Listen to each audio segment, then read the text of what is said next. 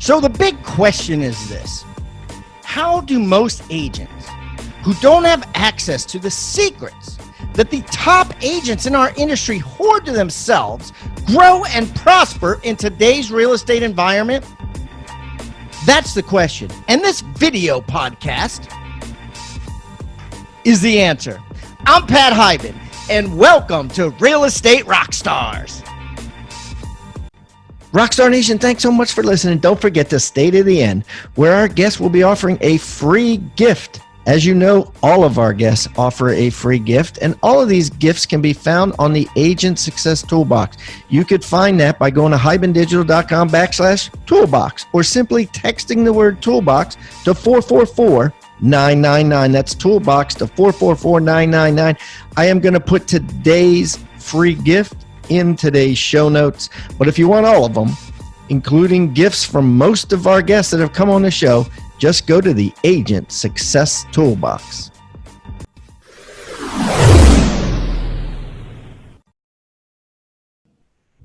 All right, Rockstar Nation, I got a great guest today. Mr. Scott Smith is on the line. And Scott is an asset protection attorney that only deals with real estate and real estate investors. And I know some of you guys have had some questions on this lately. There's a lot of flipping going on. There's a lot of investors out in the market at all-time high. Real estate is a respected class as an asset for investors, higher than ever before. And because of that, I'm like, dude, we need to get an attorney on the line and talk through some of this stuff to make sure that everybody is safe and doing the right thing. So I'm excited today to have Mr. Scott Smith. Scott, welcome to Real Estate Rockstars. Hey, thanks, Pat. It's really great to be here. I've been speaking and doing about asset protection for real estate investors for over 5 years now. I'm a real estate investor myself. I actually bought my first property when I was in law school. It was a transmission and auto repair shop that I flipped to graduate from law school without any debt. So that's when I fell in love with real estate. And as I started to build my own real estate portfolio, one of the things I realized is that, wow, there's some levels to this game about how does everything work together around entity creation, insurance, banking, accounting. There's so many things to know how to quarterback it together. So I did it for myself, and now I do it for thousands of people all over the United States and every asset class. So I'm an open book to share with you anything you want to know, Pat. Okay, great. So let's just start with the basics, because most real estate agents work with investors. They give advice to investors, right? They think that the investors are protected by something called homeowners insurance. So, isn't homeowners insurance enough to protect you when you buy your first rental property or a rental property? So my thought on that is to say, always have insurance. I'm very well insured myself, but I just don't rely on a corporation whose motive is to make money. Because the way they make money is by collecting premiums and denying coverage. That's the basics of an insurance game, right? We see that every time a hurricane hits the United States. There's massive lawsuits that happen, right? So when we think about insurance, we should always be thinking about the fact of saying, yeah, we want the insurance companies to step in to protect us, but there's things that I can do to protect myself with using LLC structures and other structures we can talk about here in a minute. And it's very important to take those extra steps. I had a friend of mine who lost over $3 million in real estate from a single lawsuit because he had all the properties in his personal name, even though he was very well insured. What he didn't realize was that there's many ways that insurance companies will, one, actively seek to avoid coverage if the damages are high, and two, that they can do that legitimately because they know how to navigate the laws in a very creative way to be able to protect their own interests, and three, that insurance claims only protect against accidents called negligence. right? They don't protect against any other type of claim. So if there's an email exchange that goes on, that's a fraud claim, not protected by insurance. If something happened with the signing of the contracts you did, that's a breach of contract claim. That's not covered by insurance. There's many, many, many things that can happen in your business world that will expose you to liability that insurance won't cover. And in this country, a single lawsuit can wipe out your entire net worth unless you're protected. All right. Okay, Scott, so let's break this down, right? So your buddy, right, lost $3 million. Can you tell me the story so a third grader can understand this? Yeah, it was pretty simple. He had all of his assets in his personal name. He had insurance that was in place to protect those assets, and he was conducting his existing businesses also in his personal name. He's buying more real estate. He's running his active business. And what happened was that he had a breach of contract claim that occurred with his business and simultaneously with his real estate, right? And it didn't have to be that complicated. But so was it like he signed a lease? He breached a lease with a tenant, kicked a tenant out early.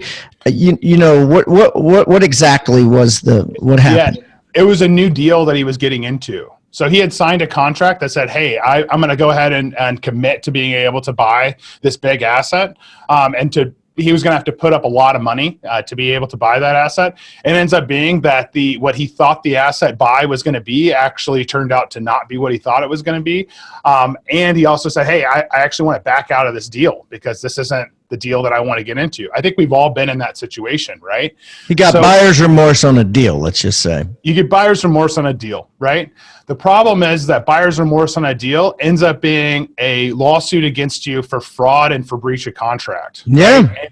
And so failure to perform. That's 100% right. So what happens is they sue him because all of the assets are in his personal name. They can go after all of his bank accounts, all of his real estate.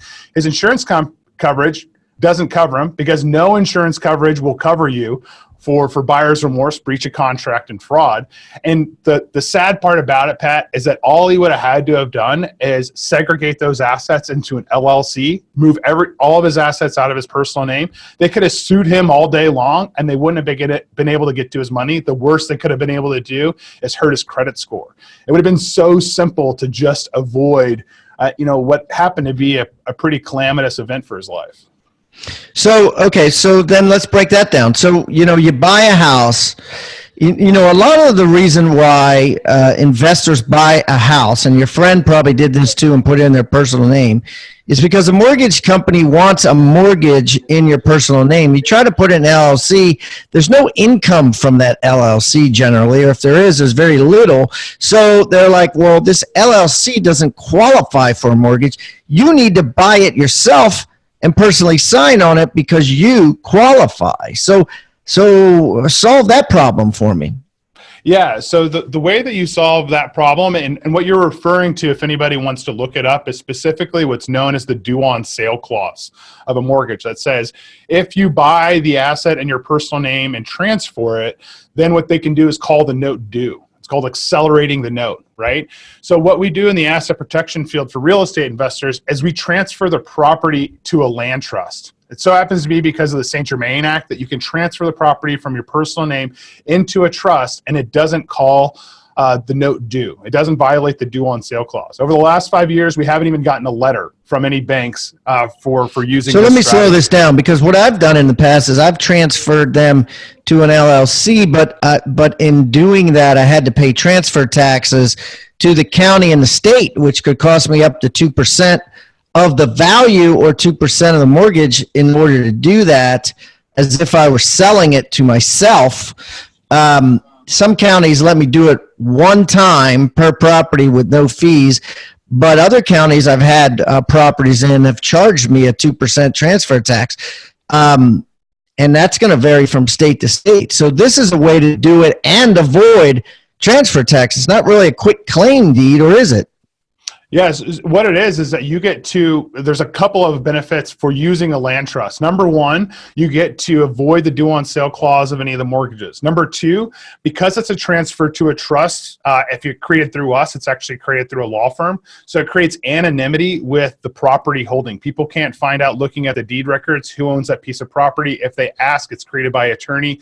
That information is further protected by the attorney-client privilege. So wait a minute. So on the tax record, it just says the property was sold, but it doesn't say an amount and it doesn't say who was sold to. It'll say that it was sold to the 123 Main Street Trust. And they'll say who's connected to the 123 Main Street Trust. I've seen that before and wondered what it was. That's why people are doing that, because now you can't look up and say, what properties does Pat Hyben own? His name doesn't appear anywhere. It's hidden behind a trust and attorney. And so could have saved me a lot of money, because I've had to pay transfer taxes on properties. I've had to get commercial loans because I shut down my traditional mortgages on some properties, and ended up having to get commercial loans just to keep it in an LLC, because I couldn't get a 20% down conventional fixed rate 30-year loan, because it was in an LLC. So this is a way you can keep your loan as if, whatever it is, 10, 5, 10, 20% down loan, and protect yourself. 100%.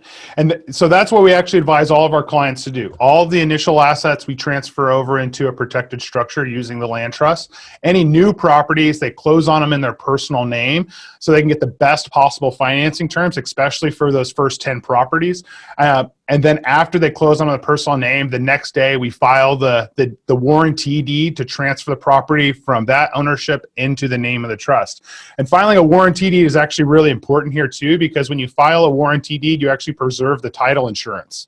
So that title insurance stays into effect. So instead of using a quick claim deed, we always use a deed that's going to have warranties attached to it. But the one caveat that I want to mention for everybody, Pat, and just to make sure that we're all on the same page here, is that the land trust itself works to create the anonymity. It avoids the fees. It does all those amazing things that we just talked about. But what it doesn't do is actually protect the assets on its own. To protect the assets, what you have to do is combine the land trust strategy with the Series LLC strategy. Okay, wait a minute. So you need to slow this down. What do you mean it doesn't protect the asset on? What does that mean? Yeah, so the land trust is going to accomplish anonymity for us, right? It's going to remove our names from the public records. Remove our name from the tax record. All right. Yeah, and from the deed records with the county as well, right? Yeah. So the key piece though is that if all Pat did was take the property from his name and move it into a revocable land trust, if I sue Pat because of his other business dealing, what happens is that I can get to the trust itself, because a revocable trust, they're going to treat it just like it is still Pat, if he's still the beneficiary and the creator of that trust. So what we do is we say, well, we don't want that. So what we'll do is we'll create an LLC, or even better, a Series LLC, and then we'll have that LLC own the land trust, and then the land trust will hold title to the property. So that way, if Pat's ever sued, they'll say, well, what's about this trust? Well, that trust actually belongs to the LLC. It doesn't actually belong to Pat. So you can't get from Pat to the land trust or to the LLC. And if you combine the LLC with the land trust, you get all of the asset protection from the lawsuits combined with the anonymity. And that's how you're actually able to stop lawsuits before they ever start. And I've had my clients actually experience that from cases that have come up that I've represented them.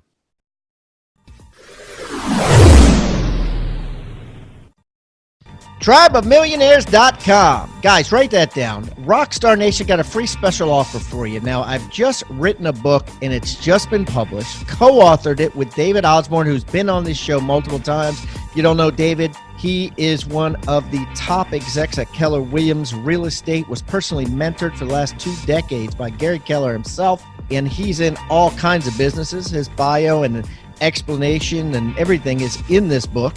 But anyways, David and I got together. We decided to write a book. We called it Tribe of Millionaires. And I guarantee you it's going to change your life. To find out more, just go to tribeofmillionaires.com. We're going to give it to you absolutely free. Only thing we ask in return is, of course, number one, you pay the shipping, not a big deal. But number two, that you go on Amazon and write us a review. We're really looking to get an incredible amount of reviews. And because of that, we're giving this book away for free. Go to tribeofmillionaires.com today.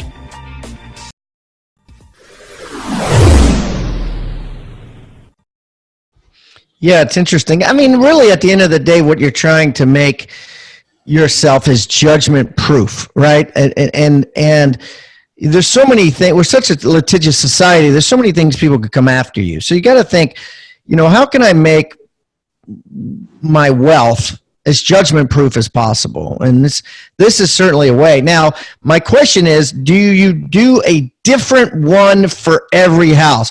Like with my LLCs, I've bought and sold a lot of properties in, say, Baltimore City. They're 100,000, 75,000, 150,000. So generally what I've done in the past is I've put $1 million of gross property value per LLC and figured that that's enough, because it costs, in Maryland, for instance, it costs $300 for every LLC per year for a personal property tax return. So, 10 LLCs, that's $3,000. 100 LLCs, that's $30,000. It's a pain in the ass. So that's why I did that. What is your recommendation here? So what the strategy you're using right now, Pat, is, I would say, more of the conventional, old school kind of strategy, right? Damn. And it actually works really well. The problem is that it's expensive, both for the setup and the yearly fees. And now you have to maintain tons of different bank accounts for it, right?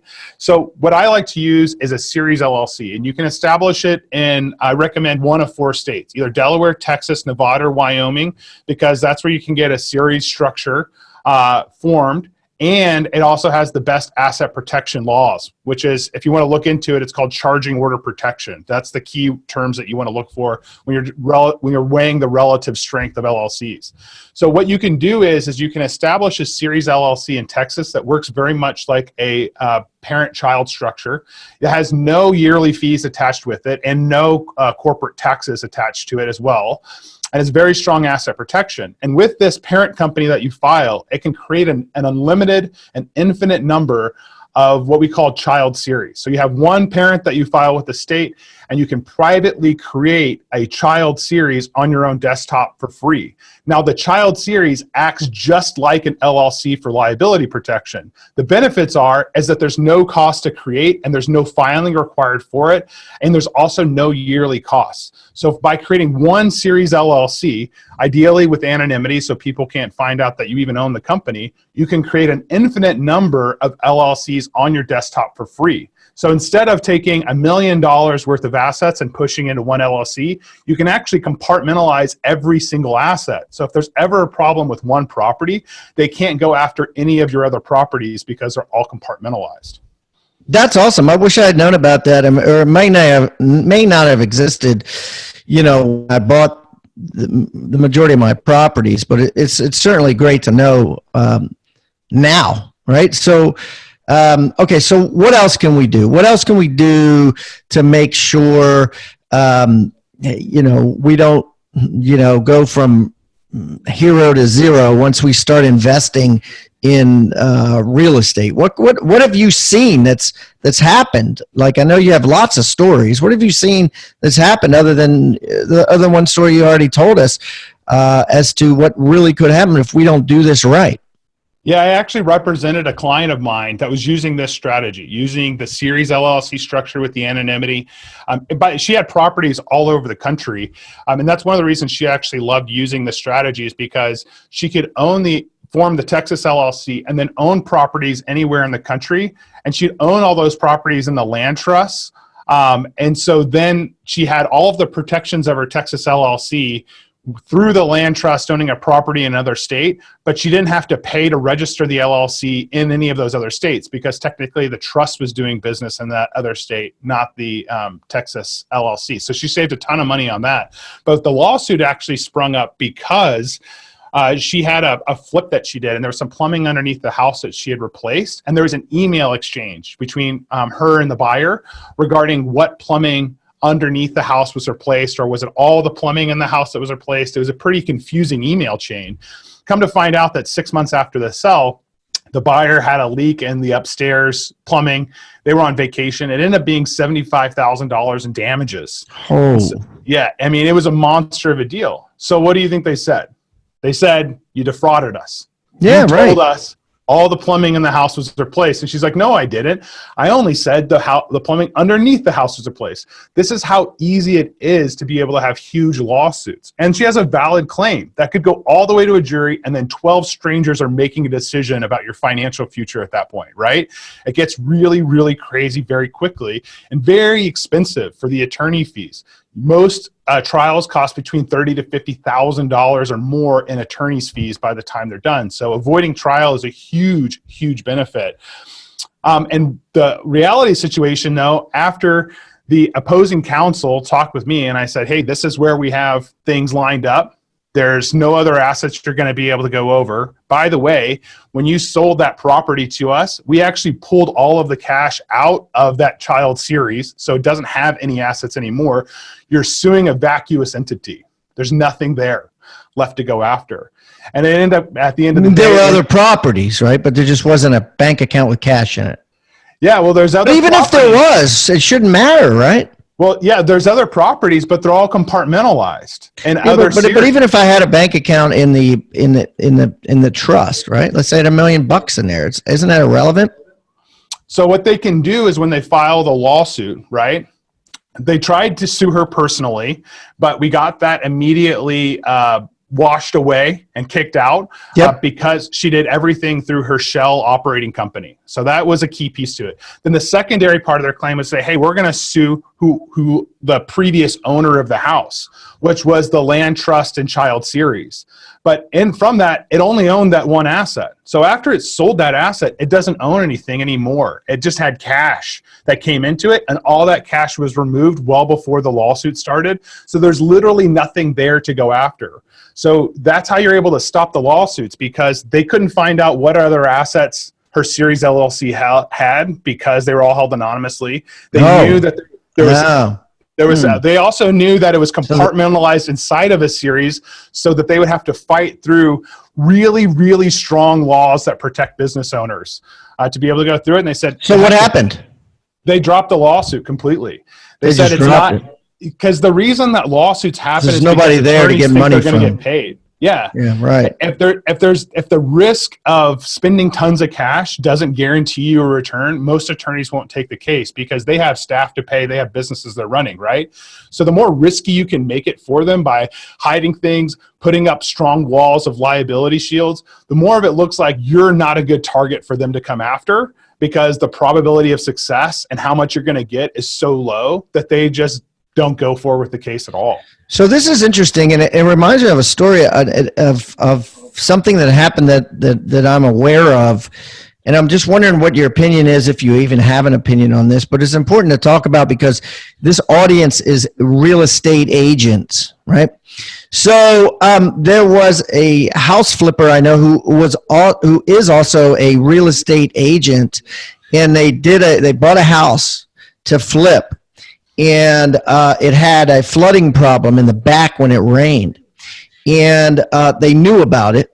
Allegedly knew about it. They were the person that sold them the house told them about it, and they didn't cure it properly. And they flipped the house. They made money on the flip, and the person moved in, and the backyard flooded, and they sued them. Right? They sued them. Now, I think, and I don't know the details, but I think that they went after the LLC first and found out that, it was going to be a difficult road, right? Because it was an LLC. And so what they did, which is interesting, is they went after the agent who was also the flipper. And they went after him and his license, and they won. And he actually not only lost his license for 60 days, but he had to pay a huge fine, of which about 75% of the fine was covered by that the fund that the Board of Realtors has for all agents. I forget what it's called. It's the it's basically the I got sued fund, and I'm an agent, and I'm going to pay out of this fund. It's part of your dues. It's part of your realtor dues. So the buyer of the property actually won in the long run, right? She not only got enough money to basically buy a whole entire new backyard with all kinds of pipes and stuff to make sure that the backyard wouldn't flood anymore, but maybe she felt a little bit of personal triumph in that she got the agent's license suspended. So, do you have any opinion on this? It's very interesting.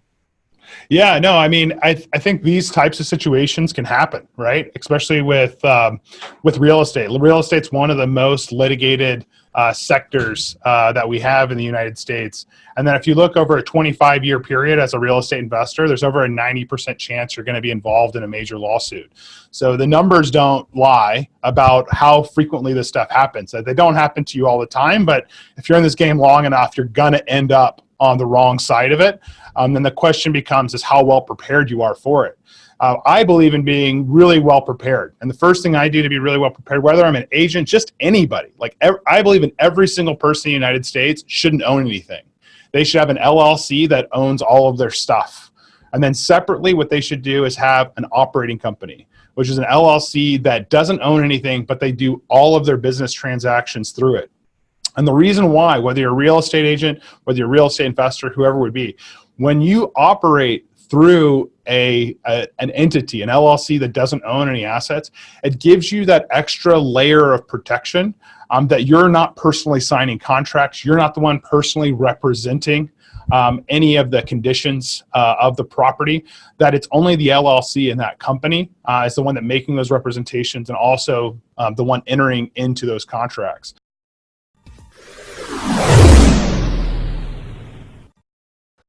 Rockstar Nation, thank you for listening to Real Estate Rockstars. Listen, I need a favor. If you find this free content helpful, if you find our downloadable items from each guest helpful, please, I need you to pull out your pointing finger. Yes, the one finger that points at people, and hit subscribe. Yes, subscribe. The more subscribers we get, the better we look in the ratings, and the easier it is to get guests like Robert Kiyosaki, Barbara Corcoran, all the players that are on $1 million listing in the different cities. All that stuff makes it easier the more subscribers we get, so please subscribe. And listen, there's a lot of places you can leave comments. There's a lot of places you can like. We're on Facebook. We have an Instagram page. Instagram page is I am Pat Hyben. The Facebook is Real Estate Rockstars Radio. Feel free to leave us comments there. The most popular form of commenting seems to happen on YouTube. Yes, for whatever reason, it's a very open environment. So just go to YouTube and go to Real Estate Rockstars Radio. Leave us comments there. Some of them we will read on the show. We love your feedback. So thanks, guys, and I hope you are having a great day. Oh, and also, listen, if you're going to subscribe and you haven't already left a review on iTunes, please do that too. Have a great day, and thanks so much, Rockstar Nation. I really appreciate you.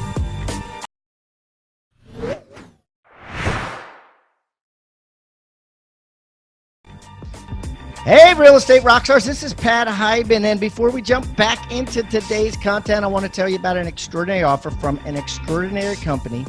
I'm talking about My Outdesk. If you haven't heard of My Outdesk, basically they're a virtual assistant company, a VA company that specializes in virtual assistants for real estate agents. Yeah, I'm talking about transaction coordinators, marketing assistants. I'm talking about ISAs, inside sales agents that prospect thousands and thousands of seller leads and buyer lead follow-ups. I mean, these guys are trained in this stuff specifically. You're not using a company that doesn't know or understand real estate sales. 4 out of 5 of the top teams in the US use my Outdesk for their virtual assistants.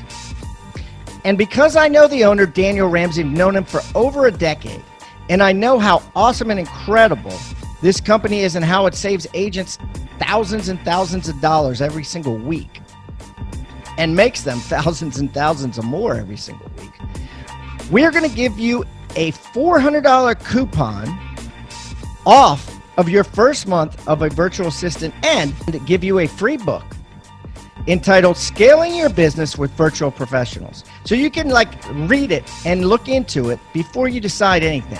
It's called Scaling Your Business with Virtual Professionals.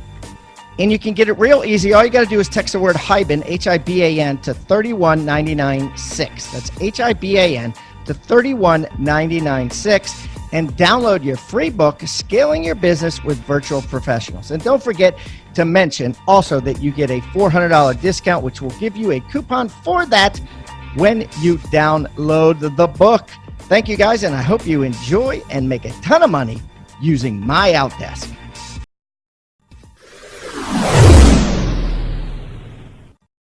All right, so Scott, so help me out with this. Like if I'm a real estate agent, right? Is there any way to protect myself? Let's just take this exact scenario. Like, what could I do as an agent to protect myself so this, doesn't happen to me? Let's say I'm an agent that also flips. Yeah, absolutely. So the number one thing you want to do, remember, is we talked about how rich people don't own things. They have companies that control things for them. Wait a minute. Did we talk about that? But anyway, let's talk about it now. Rich people don't own things. I guess you probably said it, but go ahead. Say it again. I probably went over it too fast, I'm a fast talking Texan, that's the way we do it down here.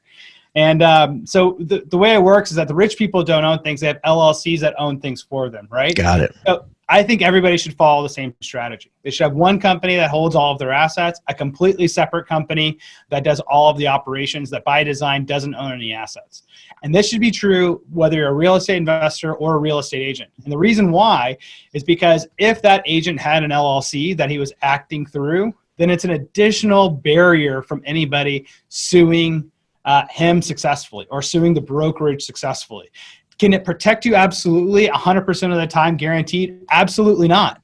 Because that's not the way the law works. The law says that if you intended to defraud somebody, none of the protections that you put in place we're going to afford you those protections. So you can't intentionally defraud people, right? And if the evidence shows that, like, hey, you're writing your emails to your friends, you're bragging like, oh my God, I'm gonna rip this person off so bad, okay, that's good evidence that you intentionally defrauded them. It doesn't matter what you do with the LLCs. Short of that, though, you've created a very significant barrier for somebody to have to go fight through, which increases their costs, increases how long they have to fight. And in a lot of times what you'll find is that when people see the scope of the fight, it's enough to dissuade them. So whether you're a real estate agent or a real estate investor, always use a two-company structure.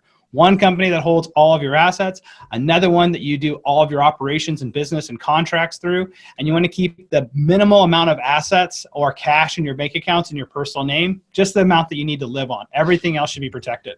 Yeah, that's interesting because I guess at the end of the day, most agents, I know a lot of agents that basically run their real estate sales commissions through an LLC, but at the end of the day, a real estate license has to be connected to a live body, right? Now, I don't know if there's any corporate shield you can create to protect you from that. One solution could certainly be get a spouse or a partner that would own part of that LLC as well. So if you did physically lose your license, could. There's two different things. That's interesting. One of the things that's going on is that there's a licensure issue. And that's usually going to always have to go to a person, right? And that's usually with your board, whatever your board is from your state. That's going to come down on you one way or the other. And that really doesn't have anything to do with the lawsuit being successful. Your board's usually going to strip your license based upon whether they think you did something unethical per their rules. Now, a lawsuit is going to tell us to say, did you violate some other rule that we have in our society about fraud or breach of contract? And that's where the LLCs are going to step in to protect you. So we use the LLCs as our liability shields because, well, we really don't want to have to fight that lawsuit, right? That could be coming at us from that person. But how to deal with your board, that's going to be more of like a politics issue. Right. So let's wrap this up, Scott, with like one more super awesome tip you have for real estate agents that want to buy properties and build their portfolio and through properties and protect themselves so that their empire that they're building never gets taken down. Yeah.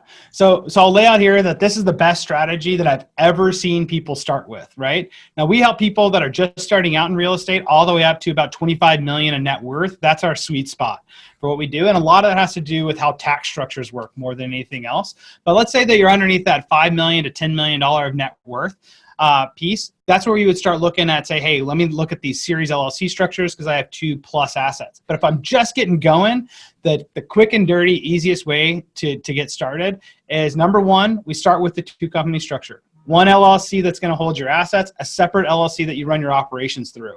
Now, when you run your operations through that operating LLC and you're getting cash into there, right? That's cash that goes to a company. Now you're an independent contractor of your own company. What this allows you to be able to do is reclassify that income as an independent contractor that can then fund your own solo 401k. So then you can start funding your own solo 401k with up to $56,000 a year. You can then turn around and buy real estate with pre-tax dollars. This juices how much your rate of return is by about 30%. Because you just now have more capital that you're able to push around so that your overall returns actually increase over time. Now, some people will say, hey, well, I don't like to wait until retirement to be able to get access to all my funds.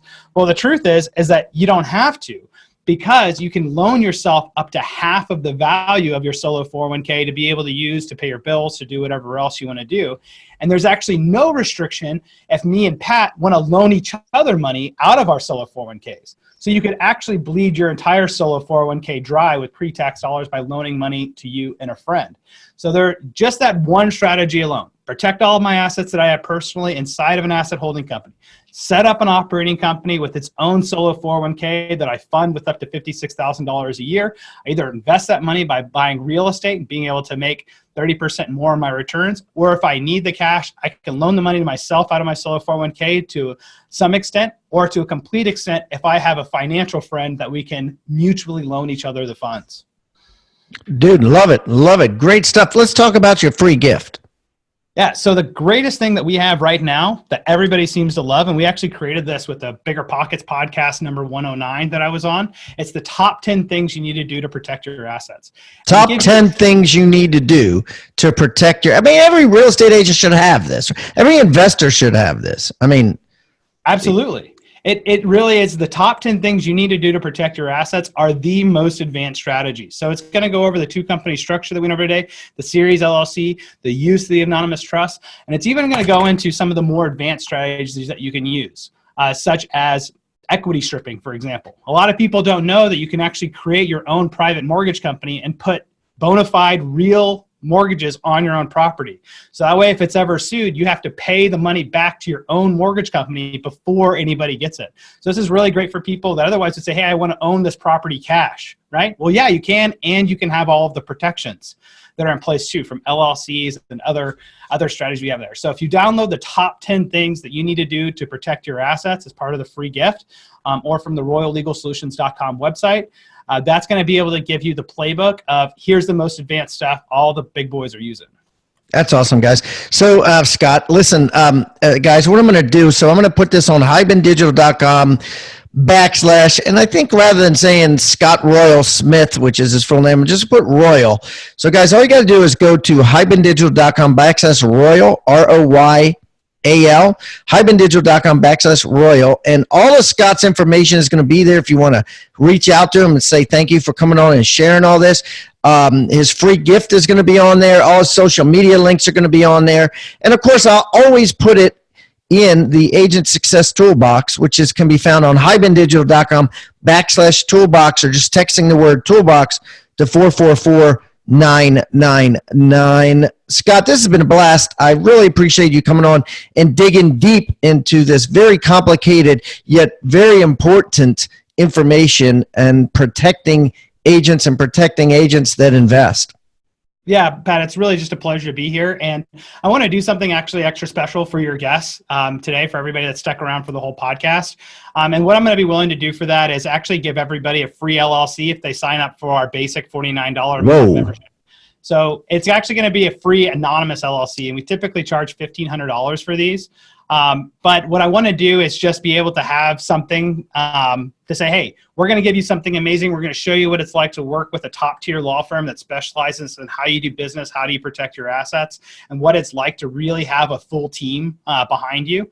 And we do that at our $49 a month membership. So even if you only keep the membership for a month, if you come in, you pay $49, we're going to give you a complete LLC soup to nuts, start to finish. You want me to put a link on your show notes, or you want me to just put your email and then they can email you and say free LLC in the memo?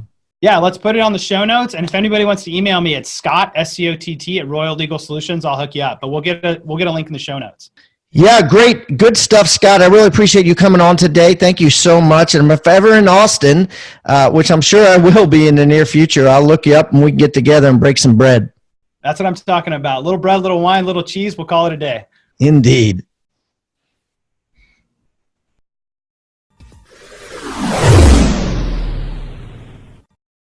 I want you to think about the word toolbox. What is a toolbox? A toolbox is a box full of tools that you use to build something great.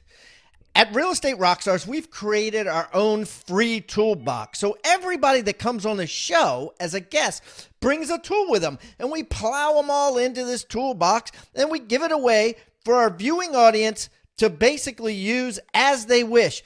Everything we put in there is an actionable item that can be downloaded, can be printed, can be used immediately.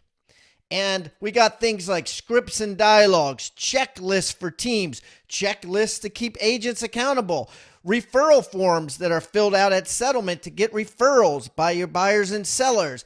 Everything you could think of that you could use on a regular basis about real estate is included in this toolbox. And it's helping agents worldwide sell more houses and make their jobs a lot easier and processes much more efficient. And the thing is, it's absolutely free. All you got to do is go to hibandigital.com/toolbox or text the word toolbox to 444-999. That's toolbox 444-999. Do it now. Rockstar Nation, thank you for listening to Real Estate Rockstars. Listen, I need a favor. If you find this free content helpful, if you find our downloadable items from each guest helpful, please, I need you to pull out your pointing finger. Yes, the one finger that points at people, and hit subscribe. Yes, subscribe. The more subscribers we get, the better we look in the ratings, and the easier it is to get guests like Robert Kiyosaki, Barbara Corcoran, all the players that are on $1 million listing in the different cities. All that stuff makes it easier the more subscribers we get, so please subscribe. And listen, there's a lot of places you can leave comments. There's a lot of places you can like. We're on Facebook. We have an Instagram page. Instagram page is I am Pat Hyben. The Facebook is Real Estate Rockstars Radio. Feel free to leave us comments there. The most popular form of commenting seems to happen on YouTube. Yes, for whatever reason, it's a very open environment. So just go to YouTube and go to Real Estate Rockstars Radio. Leave us comments there. Some of them we will read on the show. We love your feedback. So thanks, guys, and I hope you are having a great day. Oh, and also, listen, if you're going to subscribe and you haven't already left a review on iTunes, please do that too. Have a great day, and thanks so much, Rockstar Nation. I really appreciate you.